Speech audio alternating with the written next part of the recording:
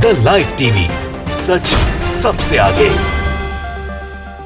दोस्तों, मैं बास हफीज हूं। असम और मिजोरम के खूनी संघर्ष के बारे में तो आपने सुना ही होगा। ऐसा खूनी संघर्ष इतिहास में कभी भारत ने नहीं देखा कि हमारे दो राज्यों की लड़ाई के बीच में हमारे 6 जवान शहीद हो जाएं, 50 लोग जख्मी हो जाएं, मानो जैसे दो दुश्मन देश आपस में लड़ रहे हों।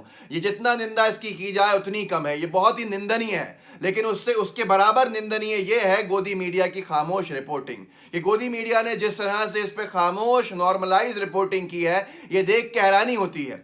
आज लोग, आप जानते हैं, किसको जिम्मेदार ठहरा रहे हैं। आज आप जानते हैं लोग किसके इस्तीफे मांग रहे हैं इस पूरे के पूरे मामले में, जिसको गोदी मीडिया नहीं बता रहा है। देश के गृह मंत्री अमित शाह जी का इस्तीफा वहां के लोग, विपक्ष के लोग, तमाम लोग मांग रहे हैं, क्योंकि वो जिम्मेदारी कहीं ना कहीं बनती है।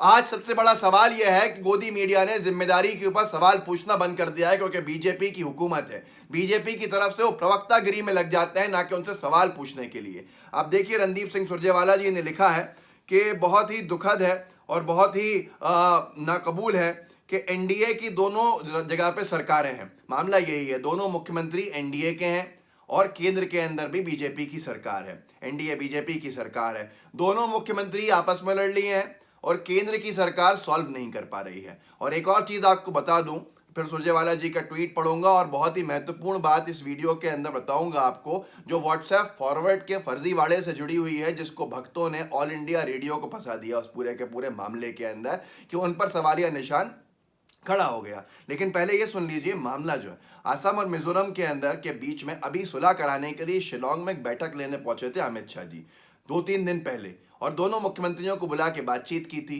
बिना सॉल्व करे वहां से वापस आ गए। पूरा का पूरा मामला खूनी संघर्ष हो गया और दोनों मुख्यमंत्री उन्हीं को टैग करके मदद भी मांग रहे थे ट्विटर पे। अब सुरजेवाला जी ने जो लिखा है वो सुन लीजिए कि बहुत तकलीफ है और बहुत ही नाकबूल है, बहुत तकलीफदेह है। एनडीए बीजेपी की गवर्नमेंट्स हैं दोनों जगह पर, आसाम में और मिजोरम में। बीजेपी की सरकार है दिल्ली के अंदर। ये सीधा सीधा नाकामी है दोनों बीजेपी एनडीए की सरकार के मुख्यमंत्रियों की, कि वो लॉ ऑर्डर नहीं मेंटेन कर पाए हैं और उसकी वजह से ये सारा का सारा हिंसा हो गई है। यहाँ पर सबसे बड़ी बात है अकाउंटेबिलिटी अमित शाह जी की क्या है। या तो क्विट करें या एक्ट करें, या तो इस्तीफा दें या काम करें। अब यहाँ पर सबसे बड़ा मामला यह है कि गोदी मीडिया अगर आज वहाँ पर होती और केंद्र के अंदर कांग्रेस की सरकार होती और वहाँ कांग्रेस के यूपीए के दोनों जगह पे मुख्यमंत्री होते, तो आप खुद सोच सकते हैं कि कितना चिल्ला चोट हो रही होती, कितनी ज़्यादा ये समझ लीजिए कि हंगामा खड़ा कर दिया होता और प्रधानमंत्री, मुख्यमंत्री सबके इस्तीफे गोदी मीडिया ने मांग लिए होते। लेकिन आज सबसे बड़ा सवाल ये है, एनआरसी में हिंसा हुई, असम में हिंसा हुई, सीएए में हिंसा हुई, हर जगह पर हिंसा हुई, दिल्ली दंगे हुए, सीधे सीधे पुलिस जो थी अमित शाह जी के अंडर में आती है, वहां पे पुलिस का फेलियर हुआ।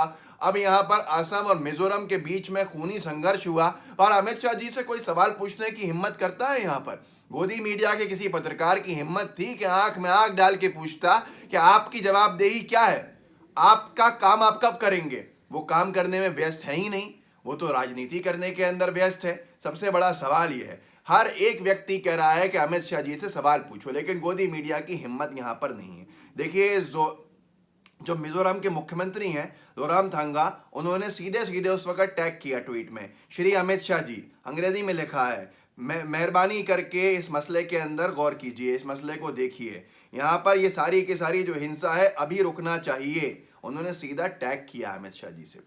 हिमंता बिस्वा शर्मा जो असम के मुख्यमंत्री हैं भाजपा के, उन्होंने भी सीधे सीधे जवाब दे दिया कि माननीय मुख्यमंत्री जो मिजोरम के हैं उनका नाम लिख के, कोला से मिजोरम के एसपी जो हैं वो हमको वापस हटने के लिए कह रहे हैं हमारी पोस्ट से, लेकिन जो सिविलियंस हैं वो नहीं सुनेंगे और वो हिंसा को नहीं रोकेंगे। हम ऐसे सरकार कैसे चलाएंगे इन हालात के अंदर? अमित शाह जी प्लीज आइए और इंटरवीन कीजिए। लेकिन इसके बावजूद भी कोई सवाल नहीं होगा अमित शाह जी से कि अमित शाह जी की जिम्मेदारी क्या है। ये अतानु भुयान ने लिखा भी है कि ये 2 दिन बाद हुआ है, असम और मिजोरम के मुख्यमंत्रियों की जब मुलाकात करवाई है अमित शाह जी ने, अपने आप से मुलाकात की है उनके साथ शिलोंग के अंदर। अब आसाम के जो मुख्यमंत्री हैं वो बॉर्डर ट्रबल एरिया को कल जाके देखेंगे। और आज यहाँ पर सीआरपीएफ को पूरा टेंशन खत्म करने के लिए रोके गया है। मतलब ये बात स्थापित है कि अमित शाह जी शिलोंग में थे, अमित शाह जी की दोनों मुख्यमंत्रियों से सुलह कराने की बातचीत चली थी, लेकिन फिर भी पूरा का पूरा फेलियर हो गया। आज उनका आ जाने का मतलब है कि वहां पर आ जाने से उनकी जिम्मेदारी खत्म तो नहीं हो जाती। एक पंडित एमपी है, उन्होंने लिखा अमित शाह जी गए थे नॉर्थ ईस्ट 2-3 दिन पहले। उन्होंने वहां पर पहली बार आज भारत के अंदर ऐसा इतिहास में हुआ है कि 2 राज्यों ने जमीन के क्लेम करने के चक्कर में 6 जिंदगियां अपनी खो दी हैं और कई लोग जख्मी हो गए हैं। अगर हिंसा का कोई चेहरा होता तो अमित शाह जी पोस्टर बॉय होते उसके, ये इन्होंने लिखा है। अब यहाँ पर आगे भी लोगों ने लिखा है, बहुत से लोग लिखते हैं कि उनका सबका सवाल यही है कि क्या अमित शाह जी इस्तीफा देंगे या नहीं देंगे, क्या अमित शाह जी की जिम्मेदारी कभी तय होगी या नहीं होगी, क्या कभी जवाबदेही तय होगी या नहीं होगी। इस्तीफा लोग मांग रहे हैं पर गोदी मीडिया नहीं दिखा रहा है। अब सबसे बड़ी चीज़ यह है कि ये क्या करेंगे, ये अपना काम कब कर रहे हैं। पिछले 2 साल हो गए हैं अमित शाह जी को गृह मंत्री बने हुए, लेकिन आपने देखा कभी इस तरह से काम करते हुए। हो सकता है मुझे जेल में डाल दें, लेकिन सबसे बड़ी बात यह है कि किसी को जेल में डालने से परेशानियां नहीं सुलझेंगी। सीधा सीधा जो लोग गलत है उनके ऊपर कार्रवाई की जाए। कितनी सारी चीज़ें हुई हैं, लेकिन उसके बावजूद भी आपने खुद देखा कि वो अपना काम करते हुए दिखे या इतिहास बदलते हुए दिखे। पूरी भारतीय जनता पार्टी आज इतिहास बदलने में लगी हुई है। इतिहास बदलने से बदल नहीं जाता है, दोबारा लिखने से बदल नहीं जाता है। ये देखिए, आप ब्रजेश राजपूत जी हैं, एबीपी के ब्यूरो हेड हैं मध्य प्रदेश के। उन्होंने भोपाल के एक सबसे बड़े सरकारी स्कूल की प्रिंसिपल के रूम की तस्वीर लेके डाली। उन्होंने उसमें लिखा कि सारे बड़े बड़े जो हमारे आइकन्स हैं उनके फोटोज वहां लगे हैं सिवाय नेहरू जी के। आप देखिए कितना दुखद है।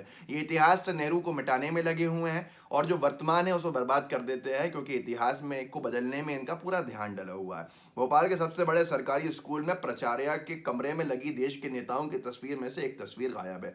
देखकर दुख हुआ। हम अपने बच्चों को अब ये कौन सा नया इतिहास पढ़ा रहे हैं जिसमें नेहरू को खारिज किया जा रहा है। मतलब मध्य प्रदेश के शिक्षा मंत्री की तस्वीर है, गांधी जी की तस्वीर है, सरदार वल्लभ भाई पटेल की तस्वीर है, एपीजे अब्दुल कलाम साहब की तस्वीर है, मोदी जी की तस्वीर है, शिवराज जी की तस्वीर है, राष्ट्रपति महामहिम महोदय की तस्वीर है। लेकिन तस्वीर नहीं है तो देश के पहले प्रधानमंत्री नेहरू जी की नहीं है। ये इनके दिमाग की आपको गंज समझ में आ सकती है कहाँ लगे है। इतिहास बदलने में अगर वक्त नहीं लगाएंगे, इतिहास को छोड़कर वर्तमान सही करने में लगाएंगे, तो ये शायद सब कुछ सही कर सके।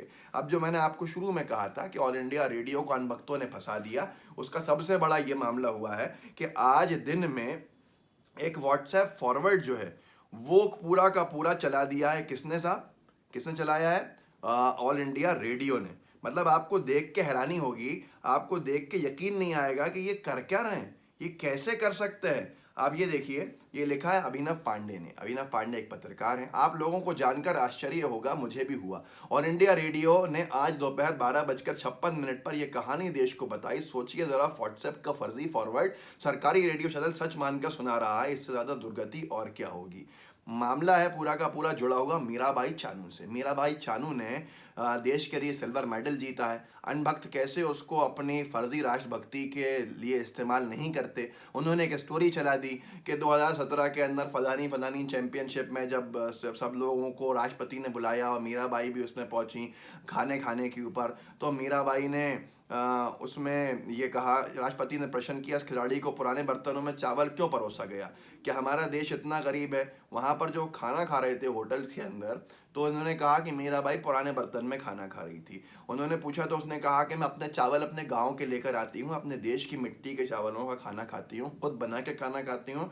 और यहाँ पर ये लोग मुझे मतलब उनको रोकते रहे, लेकिन उन्होंने जल्दी से 5 स्टार होटल में जाके अपना खाना बना लिया, अपने चावल उगा लिए।